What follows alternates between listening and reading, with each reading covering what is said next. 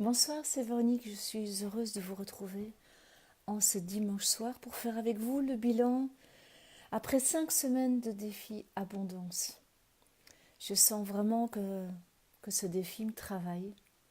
Je travaille et j'avance dans les prises de conscience, dans les libérations. Là, je reviens de 3 jours de constellation familiale et je peux vous dire que voilà, ça a fait bien bouger des choses.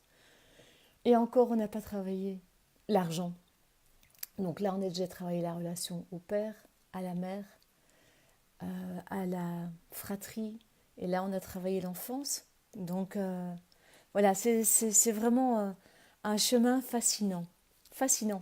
Alors, qu'est-ce qui s'est passé pendant cette semaine 5? Eh bien, il y a eu notamment un exercice très intéressant qui était de l'arbre d'abondance. L'arbre d'abondance, et donc c'était l'invitation à voir ce qu'il y a au-dessus de moi en termes d'argent. Dans quoi est-ce que je plonge mes racines? De quoi est-ce que au-dessus de moi s'est nourri? Et puis après, nous avons été invités à dessiner, voilà le mien, notre propre arbre d'abondance. À prendre conscience de nos loyautés, savoir où on les place et de quoi on a envie que notre feuillage soit fait. Ça a été un exercice vraiment très très chouette. Vraiment, c'est dans l'idée que les fruits et les feuillages, c'est le résultat de ce que j'ai semé. Voilà, c'est dans quoi est-ce que je plonge mes racines et mais qu'est-ce que je fais pour transmuter ce qui s'est passé. Donc la première partie, c'était prendre conscience de ce que j'ai reçu et puis qu'est-ce que j'en fais et moi, qu'est-ce que j'ai envie de récolter. Donc ça, c'était génial. Alors l'étape suivante, ça c'était formidable, c'est d'être déloyal. Parce qu'évidemment, pour tous des loyautés. Tous, toutes et tous. Alors il y a des loyautés qui sont porteuses, qui sont sympas, puis il y en a d'autres qui sont quand même beaucoup plus compliquées et qui nous empêchent de vivre vraiment. Voilà, et ça j'ai vraiment, vraiment aimé. C'est par loyauté, nous nous empêchons de vivre et d'accéder à des aspects de la vie auxquels nous aspirons.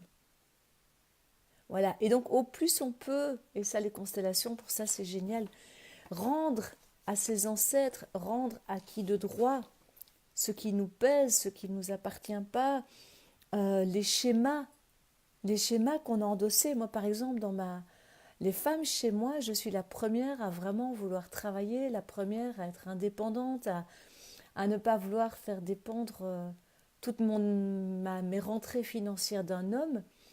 Et voilà, ça a été et ça reste par moments difficile. Et donc, j'ai vraiment fait des processus pour rendre à mes ancêtres, pour les remercier pour la vie. Et ça a été, je vous remercie pour la vie, merci pour la vie, et je vous rends avec amour et respect vos choix. Et moi, je choisis de vivre une vie différente. Et franchement, de faire tout ça avec beaucoup, beaucoup, beaucoup d'amour et de bienveillance, c'est juste quelque chose de formidable. Donc je vous invite, si vous avez l'impression de porter des loyautés, de vivre des choses compliquées, de prendre une photo, un symbole, et de vous incliner devant les choix de vos ancêtres et de les leur rendre en disant, ok, ça t'appartient. Alors merci de m'avoir donné la vie. Merci pour ce que j'ai appris à ton contact et ça, je te le rends parce que ça ne me convient pas. Et je te le rends avec amour et respect. C'est ton choix de vie, ce n'est pas le mien. Et ça permet vraiment de dénouer. On ne peut jamais couper un lien. Jamais. Par contre, on peut l'alléger. On peut rendre ce qui ne nous convient pas.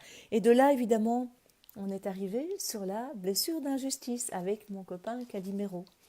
Donc voilà, c'est vraiment se dire à quel moment est-ce que je me pose en victime.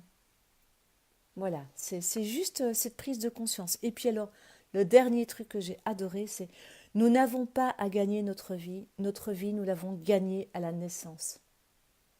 Nous n'avons pas à gagner notre vie, nous l'avons gagnée à la naissance. Et là, en moi, ça a fait un truc formidable. Je n'ai pas besoin de gagner ma vie. D'ailleurs, en anglais, on parle de faire de l'argent.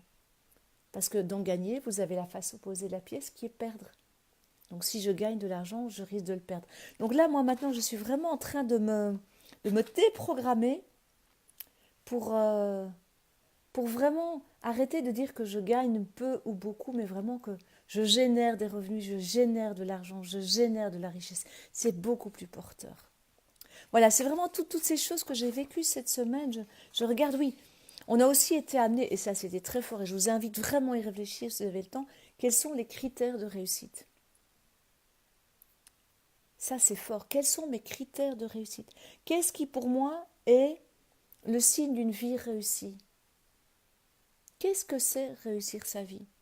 Prenez le temps, si vous avez la possibilité ce soir, de dire, ok, quels sont mes vrais et profonds critères de réussite?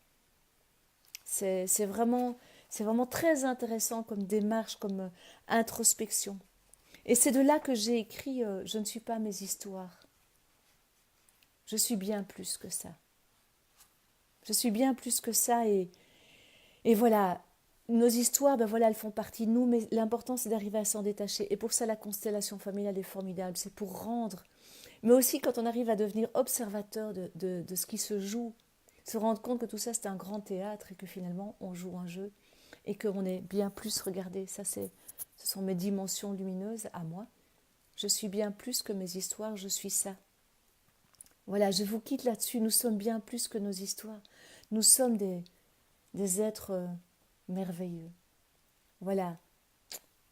Réfléchissez à la merveille que vous êtes. Qu'est-ce que vous rendez à vos ancêtres pour vous alléger et pour vous détacher de vos histoires.